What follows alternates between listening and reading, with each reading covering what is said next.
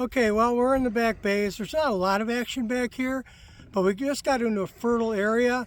One, two, three, four fish, but they weren't all smallmouth. This is the only smallie, about 3.5 pounds.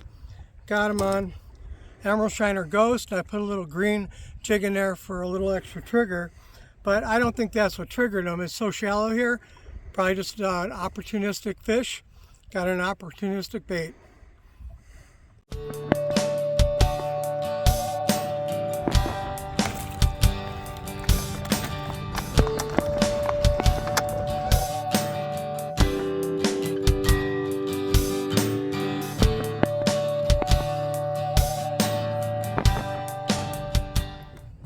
This week, air temperatures tracked upward in an accelerated trend into steady 80s.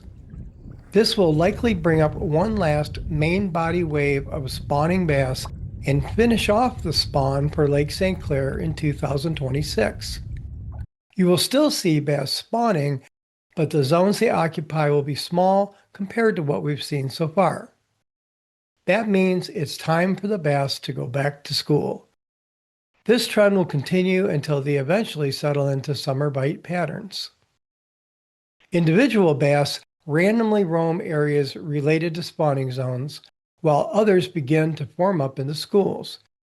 These schools will be deeper than the shallow schools we saw in the spring.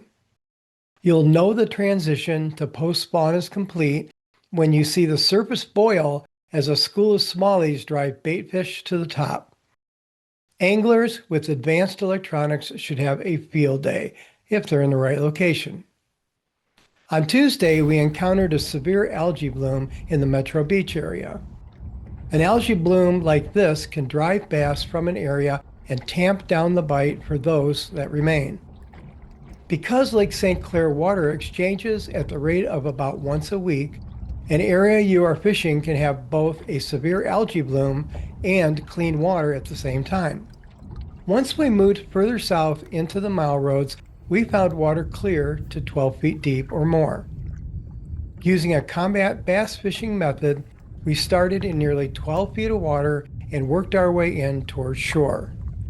In 11 to 12 feet, we found the bottom to be mostly bare of weed, but roaming smallies would randomly pick up our baits on the bottom.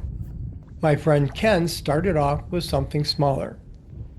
As we closed in to 10 feet, you could see an occasional weed patch with underdeveloped weed. We continued to catch.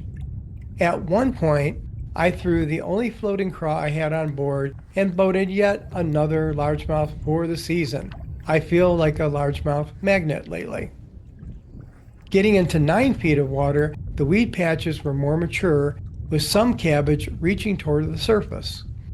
You can see Ken is beginning to upgrade. As we approached 7 feet of water, Ken connects with a personal best 3-pound, 14-ounce smallie, among others we were catching. Ken caught his on a Fire Ghost tube with a red Insider jig. A few casts later, I hooked up with another beauty that I lost at the boat. Even though Ken picked up our best bass off the bottom, the trend was for the bigger bass to chase. Here's a short clip about what I was using. Okay, well, I pretty much threw this the whole day and I got actually my best fish the whole time. I did lose one, which was nice, but still probably about 3.5 pounds.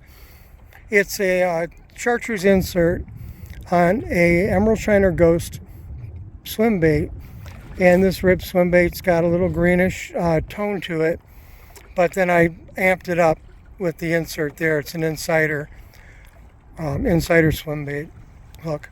So anyway, yeah, we did really good on this, but didn't have a lot of confidence in it, I have to say. And I think if I was throwing my usual Canadian Mist Ghost, I might have outfished this one.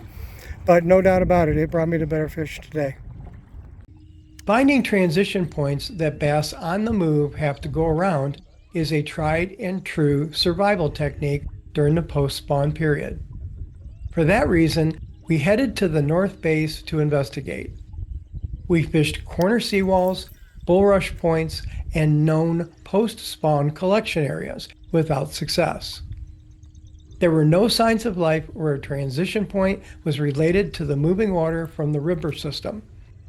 The good news is that you can see the bulrushes are starting to green up. Transition points in the lake have been stronger. Success finally came once we fished a slightly deeper pocket in Little Muscamoot. A gar pike, nice largemouth, huge perch, and a smallie over 3 pounds came fairly quickly. Surprisingly, the water was heavily stained. I attribute that to the minimal weed growth. The Snai water temp was 55 degrees. All of the bays clocked in at 60 degrees. We encountered a wind phenomenon I had never seen before. The northeast winds were up a bit in the morning. Then just before noon, they laid down for about an hour. Nothing new here. That happens all of the time during a wind shift. The strange thing was, when they started up again, they were still blowing from the northeast, just a bit stiffer. As reported on my St. Clair Bass Facebook page last week, I encountered my first cottonwood seed. The cottonwood is now flowing freely all over, and that is the combat bass fishing indicator for an increase in the smallmouth topwater bite. Well, it's this time of year on Lake St. Clair. God bless and good fishing.